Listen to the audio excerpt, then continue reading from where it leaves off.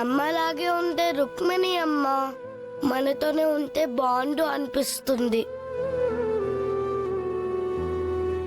మీకుదా రూపమ్మలాగా అనిపిస్తుంది కాబట్టి. ఏం చెప్పాలనుకుంటున్నావో చెప్పు బంటి. నాకు భయం ఇస్తుంది.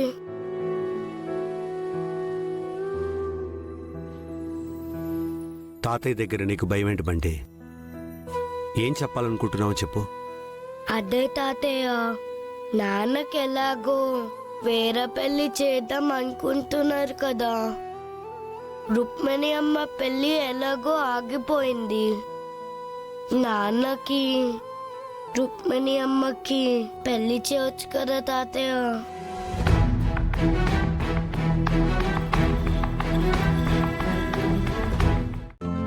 ఈ రోజే డౌన్లోడ్ చేయండి, మీ ఫేవరెట్ షోస్ చూడండి.